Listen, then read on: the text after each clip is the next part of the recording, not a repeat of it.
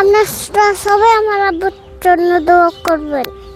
আমার আব্বুর জন্য, আমার আব্বুর জন্য আমার বুকে ফিরে আসতে পারে। সমাজ বদলের স্বপ্নে কলম ধরেছিলেন।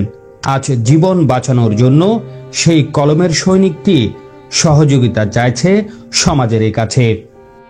মুন্সিগঞ্জ তথা বিক্রমপুরকে আমি বিশ্ব দরবারে আমার লেখালেখির মাধ্যমে তুলে ধরতে পারবো। আমি আশা করি আমার এই বিপদের সময়ে আপনারা সবাই আমার পাশে থাকবেন এবং দোয়া রাখবেন, আর্থিক এবং সার্বিকভাবে আমাকে সহযোগিতা করবেন।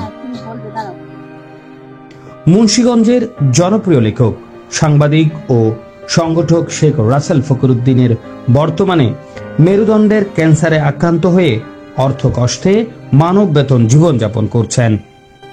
নিজ জেলার গর্ব লেখালেখির মাধ্যমে যিনি সমাজের বাস্তবতা তুলে ধরতেন, আজ তাকে লড়তে হচ্ছে নিজের অস্তিত্বের জন্য।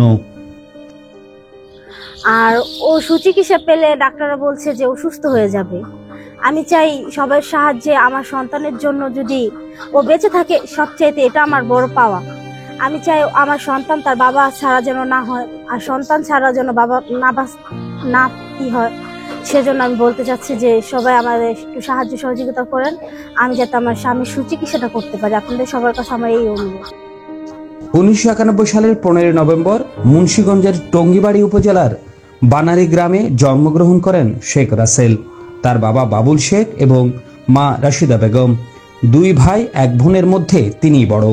প্রাথমিক জীবন শুরু করেন বানারী সরকারি প্রাথমিক বিদ্যালয় থেকে। এরপর বানারী বহুমুখী উচ্চ বিদ্যালয় এবং ঢাকার সরকারি সোহরাওয়ার্দী কলেজ থেকে পড়াশোনা শেষ করেন। আমার হাজবেন্ড যেহেতু একজন সাংবাদিক, আমি মুন্সিগঞ্জের সাংবাদিক ভাইদের কাছে আকুল আবেদন, ওনারা যদি আমাকে সাহায্য করে তাহলে আমি আমার স্বামীর সুচিকিৎসা করাতে পারবো। সেজন্য ওনাদের সাহায্য আমার প্রয়োজন, ওনাদের দোয়া এবং সাহায্য।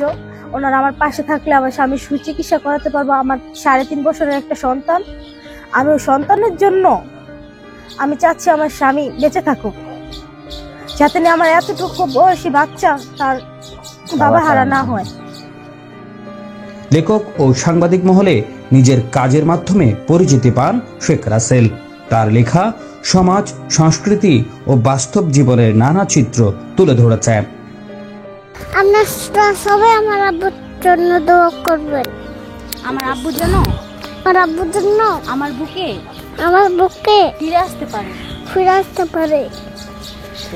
চিকিৎসার খরচ বহন করা তার পক্ষে এখন আর সম্ভব হচ্ছে না।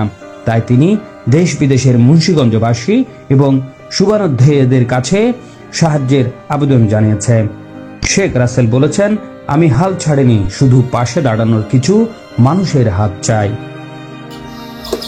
আমি প্রায় 2.5 বছর ধরে অসুস্থ। প্রায় আমার এই পর্যন্ত 20 থেকে 22 লাখ টাকা চিকিৎসা ব্যয়ে খরচ হয়েছে।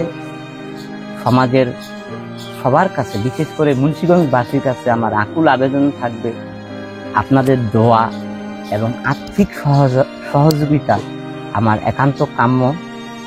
আপনাদের আর্থিক সহযোগিতা পেলে আমি হয়তোবা বেঁচে ফিরতে পারবো।